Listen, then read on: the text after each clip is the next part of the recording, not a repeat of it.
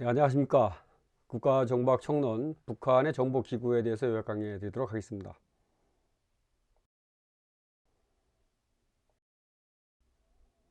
그래서 오늘은 2절 치랑 국방성의 정찰 총국으로부터 4절 전망까지 요약 강의해 드리도록 하겠습니다. 먼저 국방성의 정찰 총국에 대한 설명입니다. 정찰총국은 2009년 김정은 시대의 도래가 되면서 노동당 작전부 35호실, 총참모부 정찰국, 총정치국 6.15국 등을 통합해서 신설된 북한의 군 중심의 대외 공작기관입니다. 그래서 2016년 국무위원회 체제 이후에도 김정은 직속의 핵심 정보 공작기관으로 운영이 되고 있습니다.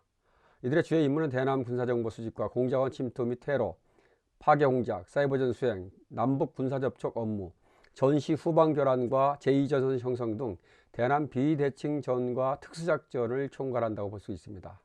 이들의 주요 활동은 청와대 기습사건 1968년도, 또 68년도 술진 삼척 무장공비 침투사건, 그리고 1983년도 아웅산 묘지 폭탄 테러 사건, 2010년도에 천안함 폭침과 연평도 포격, 그리고 2017년도에 디도스 공격과 전선 해킹, 또 김정남 암살 등의 대남 해외 공작과 사이버 공격을 수행한 것으로 지목되고 있습니다.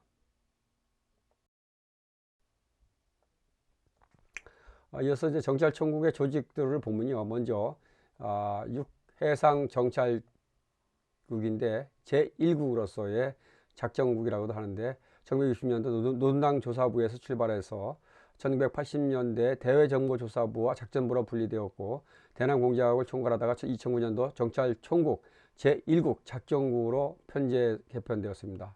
이들의 주요 임무는 공작원 교육과 양성, 대남 침투, 테러 공작 수행, 침투 공작원 호송과 안내, 또 군사산업시설 파괴 임무 수행, 또한 무기거래나 위조화폐, 마약거래 등 불법 외화 획득 활동에도 관여하고 있습니다. 이들의 조직은 약 5,000명 규모로 육상, 해상 지원부서로 구성되어며 잠수함과 반잠수함 등을 이용해서 해상 침투와 연락소 운영을 통해서 대남 공작을 지원하는 임무가 되겠습니다. 주요 사례로는 이제 칼기 폭파 사건과 잠수함 및 반잠수함 침투 사건 등이 있었습니다. 그리고 제2국으로서의 정보종합분석국, 즉 군사정보국인데요. 2국은 이제 한국군과 주한미군에 대한 군사정찰과 정보수집, 또 무장공비 난파와 암살 납치 시설 파괴 등 대남 게릴라 공작을 수행을 하고 휴전선과 남한 한국의 후방 전략시설에 대한 정찰과 대간첩작전 그리고 통신체계 취약점 등에 대한 정보를 수집하는 임무를 수행하고 있습니다. 이들 조직은 정치, 계획, 특수, 정찰, 통신부서로 구성된 약 4,500명 규모의 조직으로 전방 및 해안 파견기지와 정찰부대, 첩보수집 연락소, 게릴라 양성 교육기관 등을 운영하고 있습니다. 주요 이들이 위한 활동은 청와대 기습사건 1968년도, 울진 삼척의 무장공비 침사건, 또 1983년도 아웅산 테러 사건, 1996년도 강릉 잠수함 침사건, 2010년도 항장 암살 미사건 등의 대남 준군사 공작과 테러 활동을 수행을 해왔습니다. 이어서 이제 제3국으로 급부상하고 많이 보완된 기술정찰국에 대한 설명입니다. 이 기술정찰국의 주요 임무는 사이버전 수행기관으로서 해커 양성과 통신감청 암호 분석, 해킹 기술과 침투 장비 개발을 담당하고 있고 한국, 미국 등을 대상으로 사이버 정보를 수집하고 사이버 심리전과 디더스 공격 등 사이버 테러 활동을 수행하고 있습니다. 주요 조직으로서는 해킹 전담 110 연구소, 여기에는 해킹 군 관련 지휘통신 프로그램 개발을 하고 있고 이것을 중심으로 110 연구소를 중심으로 운영되고 있으며 라자라스, 블루노로프, 안다리엘 등 해킹 조직을 활용을 하고 있습니다. 이들은 이제 김일성 군사종합대학과 김일 정치군사대학 그리고 모란봉 대학 등에서 해커를 양성하고 있고 디더스 공격과 농협, 언론사, 전산망 해킹, 그리고 한국 수력자원 원자력 해킹, 또 소니 픽처스 사이버 공격 등 대남 대외 사이버 공작을 수행을 해왔습니다.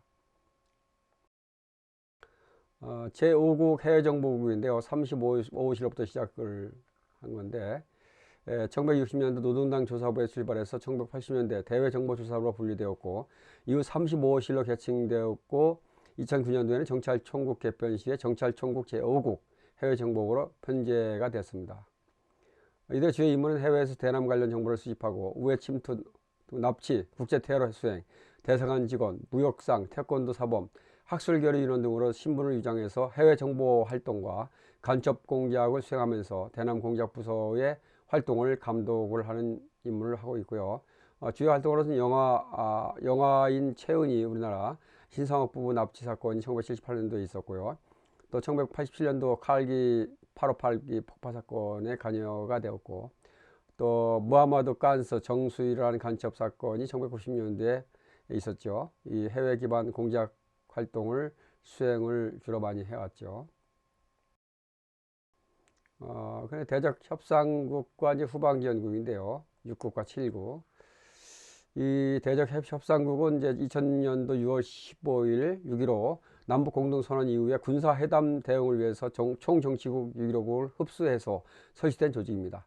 대남 군사전략수립과 남북 군사대화 협상, 담화, 성명 발표, 그리고 협상 조정 역할을 수행을 하고 있습니다. 후방지원국 7국은 정찰총국의 행정관리와 후방지원 업무를 담당하고 공작 조직과 연락소 운영에 필요한 지원과 관리 기능을 수행을 하고 있습니다.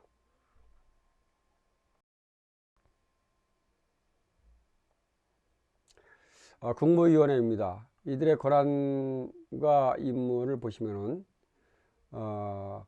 2016년 헌법 개정으로 국방위원회를 폐지하고 설치된 북한 최고 정책결정기관입니다. 그래서 국가의 주요 정책과 국방사업을 결정하고 국무위원장 명령과 국가기관 활동을 감독, 통제하는 권한과 임무를 갖고 있고요. 국무위원장의 권한으로서 국가 최고 지도자이자 전군 최고사령관으로서 국가사업 전반을 지도하고 있으며 국무위원장 김정은이가 또 주요 간부 임명과 해임, 조약 비준, 폐기, 특사권 행사, 전시 동원과 비상 선포 등 막강한 권한을 보유한 것이 이제 국무위원장의 권한이 되겠습니다. 이제 호위사령부는 이제 최고 지도자 경호와 체제 안전 담당 부대로서 경호, 쿠데타, 폭동 진압, 지도자 관련 시설과 물품 관리, 의심 인물 동향 감시 등의 보위 기능을 수행을 하고 있습니다.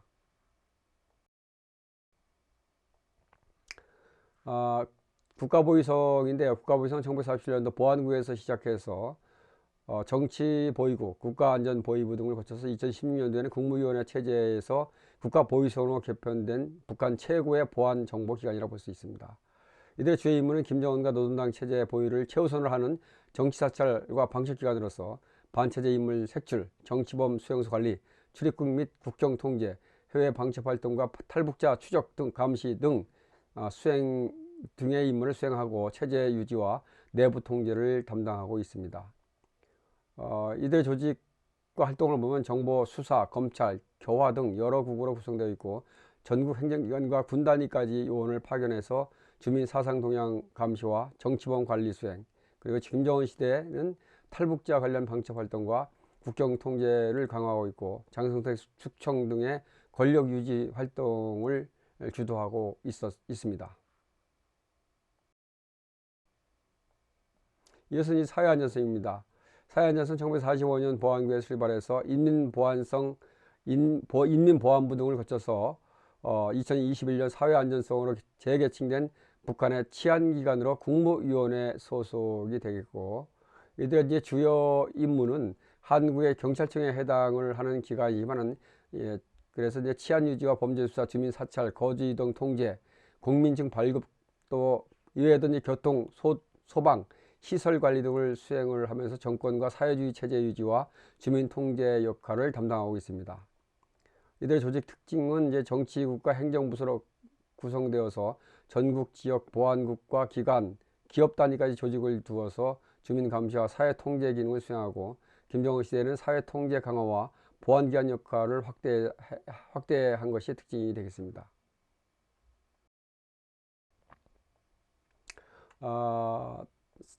3절 북한의 정보 활동에 대한 내용인데요. 정보 공작 활동에 대한 내용을 살펴보도록 하겠습니다.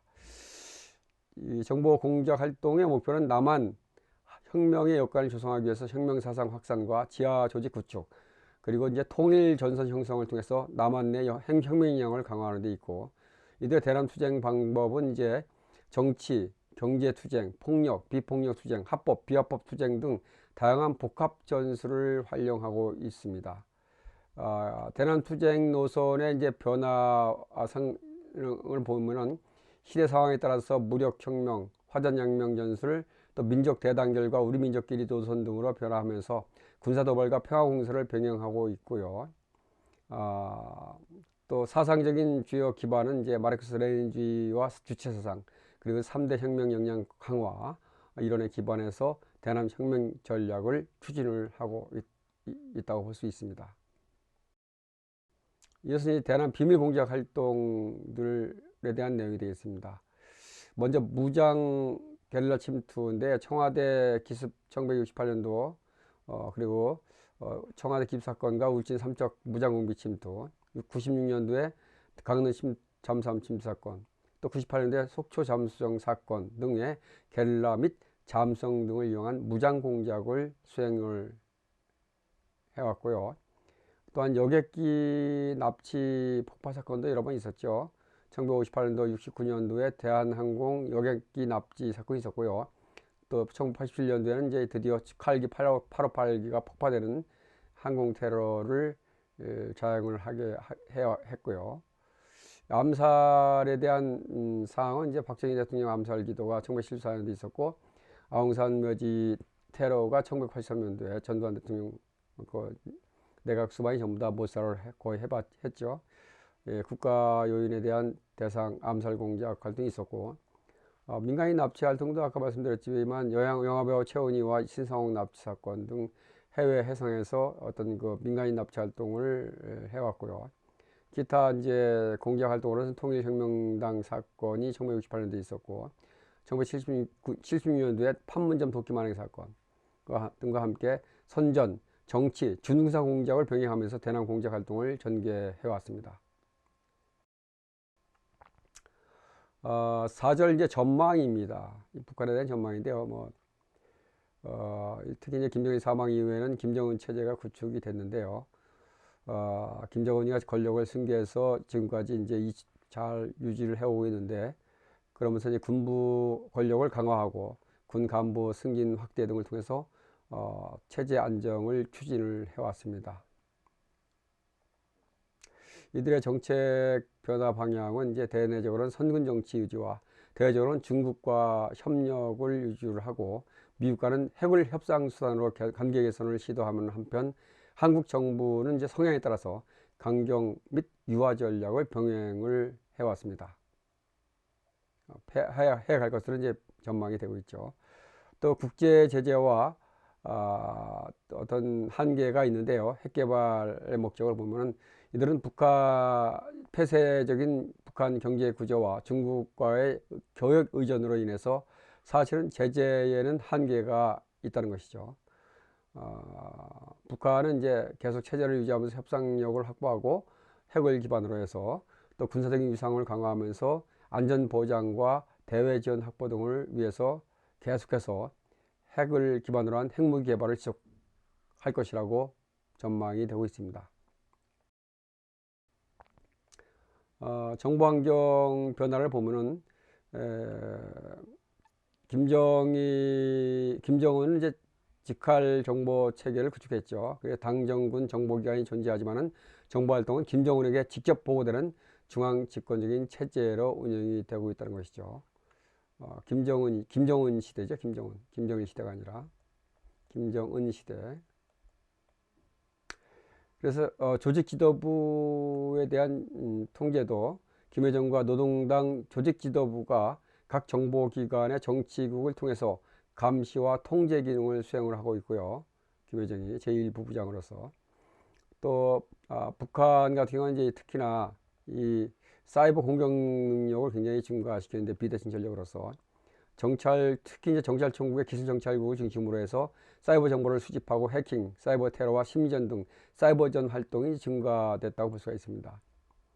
또한 정보 조직은 이제 개편이 돼서 정찰총국이 신설이 됐고, 기관 명칭이 변경이 이제 됐고요. 국가보위성에는 이제 특별군사대판소가 설치가 됐죠. 그 다음에 이제 국가보위성의 대남 정보 활동도 많이 강화를 시켜서 반탐, 해외 조직 등을 활용해서 탈북자 관련된 정보 수집과 대남 및 해외에 대한 정보를 지속해서 수집하는 활동을 강화하고 있다는 것이죠.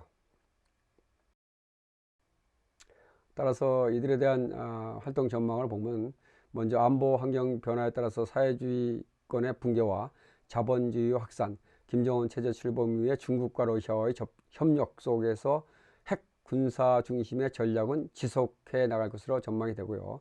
남북관계에도 남북 대화와 협력 정책이 있었는데 핵 미사일 개발을 지속하면서 긴장과 협상을 병행하면서 경제지원 확보를 위한 외교적인 활용을 할 것으로 전망이 되고, 북한 내부는 이제 경제난과 식량 부족이 지속되는 가운데 탈북 인원은 계속 증가를 하면서 체제 불안 요소가 이제 계속 지속될 수밖에 없다는 것이죠. 그래서 이제 대외 군사 도발과 어떤 협상 속에서 내부 결속을 시도하려는 활동을 계속할 것으로 보이고, 정보기관도 이제 권한 분산과 노동당 중심의 재편 가능성도 이제 염두에 둘 수가 있습니다. 동시에 사이버 정보 수집과 해킹 등 사이버전 능력을 강화할 것으로 예상되고 있고요. 향후에 하여튼 종합적으로 국제 제재로 인한 고립이 지속될 가능성이 높아지면서 중국과 러시아와의 협력을 계속하면서 핵 미사일 전략을 유지를 하면서 체제 안정을 도모할 것으로 전망이 되고 있습니다. 예, 감사합니다. 다음 시간에는 이제 제14장 미국의 정보기구 448페이지부터 요약 강의해 드리도록 하겠습니다.